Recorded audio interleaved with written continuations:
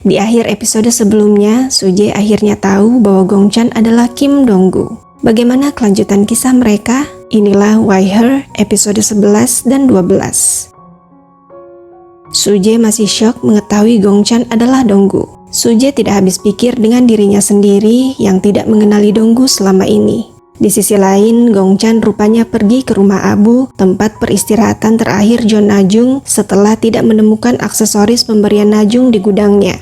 Tak disangka di tempat itu Gongchan bertemu dengan Baek Jin-ki. Baek Jin-ki menjelaskan bahwa 10 tahun yang lalu Najung pernah membantu Kang An-so di malam saat An-so mengalami kecelakaan. Setelah kepergian Jin-ki, Gongchan pun mencocokkan aksesoris milik ayah atau ibu tirinya yang ditinggalkan di rumah Abu Najung dengan aksesoris yang ditemukan bersama tengkorak tak dikenal dan mendapatkan fakta menyedihkan bahwa aksesoris tersebut memang sama persis. Lanjut, Gongchan mendapat telepon dari Jogap yang memberitahu bahwa Suje masuk ke gudang Gongchan dan kemungkinan sudah tahu identitas Gongchan.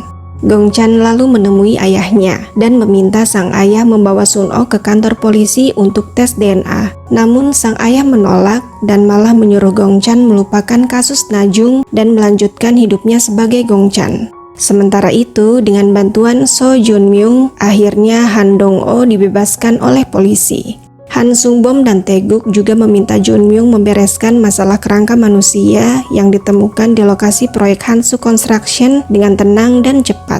Kembali ke Gongchan. Gongchan melampiaskan semua emosinya dengan berkelahi dengan pejalan kaki yang tak sengaja menabraknya. Lanjut, Taeguk dan Sung-bom bertemu dengan para petinggi dari harian Myeongmun. Harian Myeongmun sangat dipercaya oleh masyarakat hingga bisa mempengaruhi keputusan masyarakat dalam memilih presiden.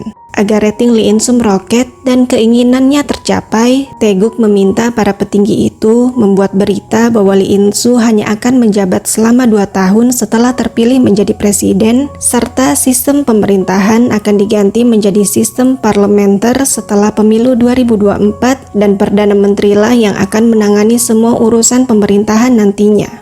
Beralih ke Gongchan. Di malam yang hujan itu, Gongchan kembali ke rumahnya dan hanya termenung di depan rumahnya. Saat itu, Suje datang memayungi Gongchan, lalu mengembalikan payung pemberian Gongchan itu tanpa mau mendengarkan apa yang ingin disampaikan Gongchan. Dari situ, Gongchan akhirnya benar-benar yakin bahwa Suje sudah mengetahui identitasnya. Keesokan harinya, Gongchan ke penjara menemui No Byung-chul.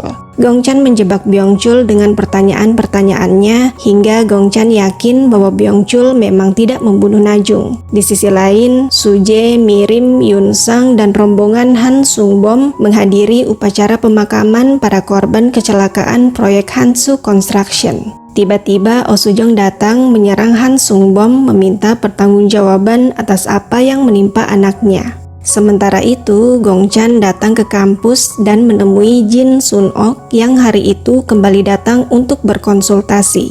Sun-ok meminta maaf atas apa yang terjadi sebelumnya, namun Gongchan malah mengaku bahwa dirinya memang adalah Kim Donggu. Gongchan memberitahu Sun-ok bahwa kerangka Najung ditemukan dan membujuk Sun-ok ikut dengannya ke kantor polisi untuk tes DNA. Syok, Sun-ok kembali histeris menolak percaya perkataan Gongchan dan menegaskan bahwa Najung masih hidup. Setelah kejadian itu, Gangja yang ternyata mendengar semua percakapan Gongchan dan Sun-ok memberitahu Seryun dan Chunpung bahwa Gongchan adalah Kim Donggu. Kembali ke Sung-bom. Setelah diamuk oleh Soo-jong, Sung-bom pun dirawat di rumah sakit. Di luar dugaan, rupanya Sung-bom malah senang diserang oleh Soo-jong karena dengan begitu pihak Hansu Construction akan mendapatkan simpati. Dan hal itu tentunya menguntungkan bagi Hansu Construction. Yang mengejutkan di sini adalah ternyata semua itu adalah saran dari Suje. Namun demikian, Suje berusaha mendapatkan uang kompensasi maksimal bagi para korban. Suje tahu bahwa sebenarnya uang itu tidak setimpal dengan apa yang menimpa para korban. Namun Suje membujuk para korban termasuk Oh Soo-jong menerima uang kompensasi itu sebagai solusi terbaik yang bisa mereka dapatkan. Malam itu, Insu mengungkapkan kekecewaannya pada Taeguk karena tanpa sepengetahuannya diumumkan bahwa Insu hanya akan menjabat 2 tahun setelah terpilih dan sistem presidensial akan Insu ganti menjadi sistem parlementer nantinya. Insu tahu bahwa hal itu adalah ide Taeguk, namun Insu sangat kecewa karena Sungbom ternyata tahu akan hal itu. Lanjut, ada Taeguk yang meminta Suje menikah dengan Juan setelah penjualan Hansubayo usai agar Suje bisa menjadi orang kepercayaan Taeguk. Suje sangat terkejut dan tentu saja menolak mentah-mentah permintaan Taeguk itu. Kembali ke Gongchan, rupanya Gongchan berhasil mendapatkan rambut Sunok dan membawanya ke kantor polisi untuk dites DNA agar bisa dibandingkan dengan DNA kerangka dari proyek Hansu Construction.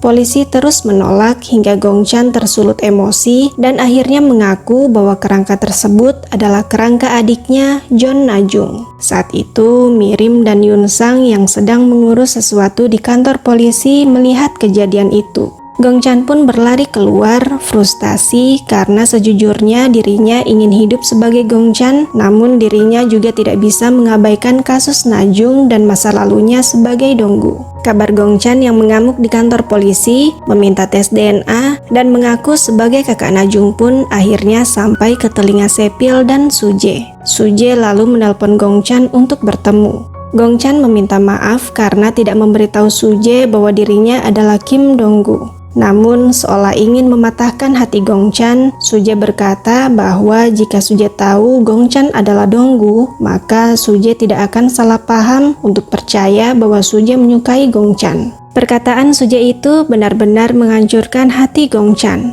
Bagaimana tidak, di saat Gongchan dan Kim Donggu adalah orang yang sama, namun menjadi Kim Donggu harus berarti bahwa dirinya tidak diizinkan untuk memiliki perasaan pada Suje. Setelah itu, Suje teringat pada momen saat Suje menjadi pembela umum Kim Donggu. Suje berusaha keras hingga menemukan bukti ketidakbersalahan Donggu. Saat Suje melaporkan hal itu pada Jinki, Jinki justru menyuruh Suje menutup mata terhadap bukti tersebut dan menyuruh Suje untuk mengikuti alur saja. Sebagai gantinya, Suje akan dipekerjakan di firma hukum Tike dan keluarganya yang ditangkap karena kasus penipuan akan dibebaskan. Dan begitulah bagaimana akhirnya di persidangan, Suje memilih menyerah untuk membela Donggu hingga Donggu dinyatakan bersalah. Kembali ke masa sekarang, terlihat bagaimana Suje merasa bersalah pada Gongchan karena menyerah membela Donggu waktu itu. Diketahui akhirnya bahwa Suje sengaja mematahkan hati Gongchan tadi agar Gongchan menjauh. Suje rupanya tak sanggup menghadapi Gongchan karena besarnya rasa bersalah itu. Saat itu, Suje mendapat info dari Mirim bahwa Byongchul yang akan segera bebas membuat masalah dan dimasukkan ke sel isolasi.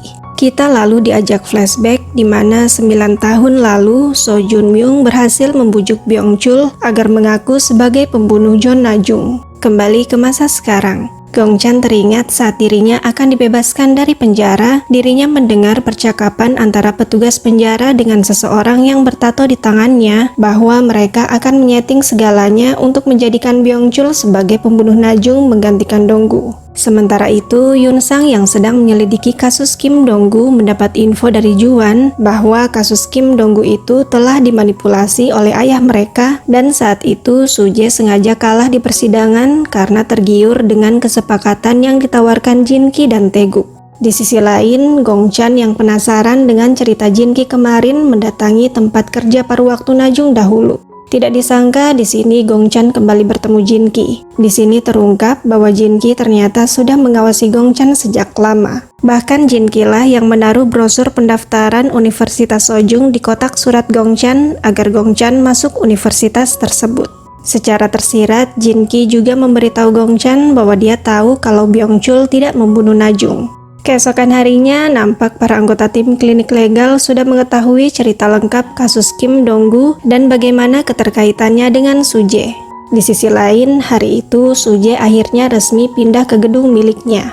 Gongchan menelpon dan memberitahu Suje bahwa dirinya akan membuktikan kalau Byung-chul bukan pelaku pembunuhan Najung karena Gongchan bertemu dengan seseorang yang memiliki spekulasi yang sama dengannya, yang putrinya dibantu oleh Najung malam itu. Namun Suje malah berkata bahwa dirinya tidak tertarik dengan hal itu dan meminta Gongchan menjauh darinya. Malam harinya, Mirim dan Junhee datang ke rumah Suje untuk keselamatan rumah baru. Saat melihat nama John Najung di skema gambar yang Suje foto dari gudang Gongchan, Junhee merasa nama John Najung tidak asing baginya, tapi lupa di mana dia pernah mengetahui nama tersebut.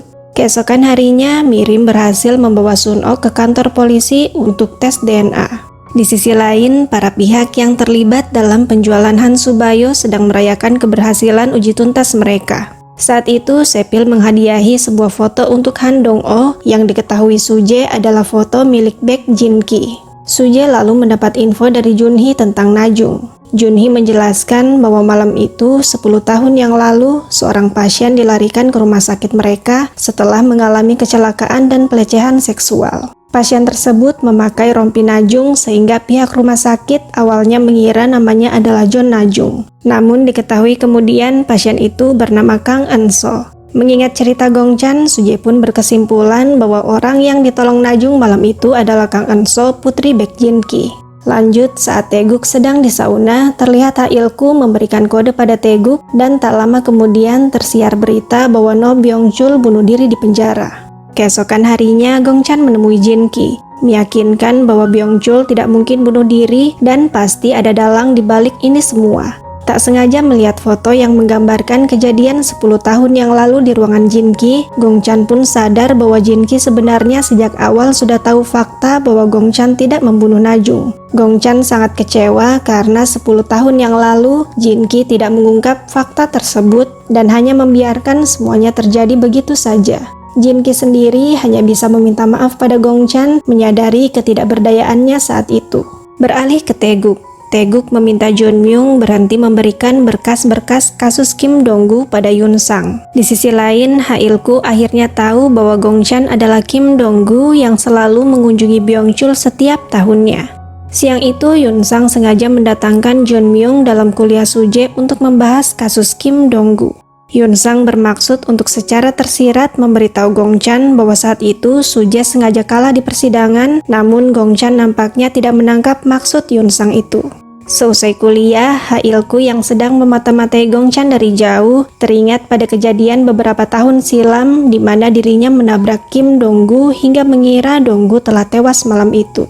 Dari tato di tangannya yang terlihat di sini bisa dipastikan Ha Il-ku lah orang yang dilihat Gongchan di penjara sebelumnya. Di sisi lain, Suje akhirnya memaksa Jin-ki memberikan semua informasi yang dimiliki Jin-ki tentang kasus Kim Dong-gu. Sambil mengunjungi Eun-so, Jin-ki pun bercerita bahwa malam itu, dari klub malam, Eun-so dibius dan dibawa oleh Han Dong-oh, Lee Si-hyuk, dan Juan ke rumah Han Sung-bom.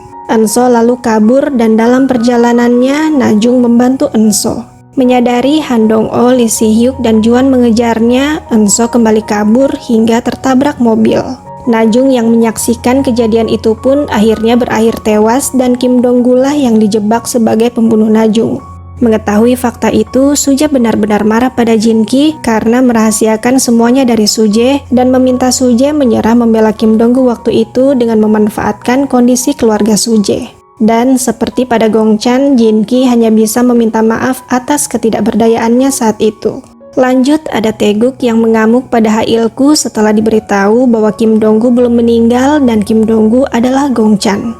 Beralih ke Yun Sang sedang bersama Gongchan dan sengaja menelpon Suje tanpa sepengetahuan Gongchan agar Suje bisa mendengarkan percakapan jujur Yun Sang dan Gongchan. Yun Sang lalu terang-terangan memberitahu Gongchan bahwa 10 tahun lalu Suje sebenarnya sengaja kalah dalam persidangan Kim Dong-gu. Suje menyerah membela Kim Dong-gu saat itu demi menyelamatkan keluarganya dan menerima kesepakatan dengan Taeguk dan Jin-ki untuk bekerja di firma hukum Tike.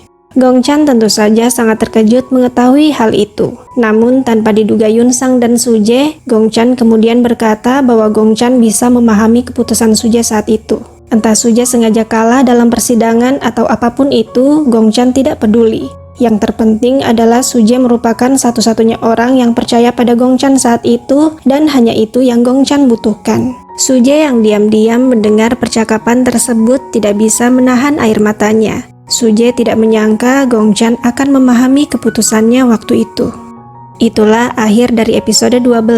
Bagaimana kelanjutan kisah ini? Nantikan di episode selanjutnya.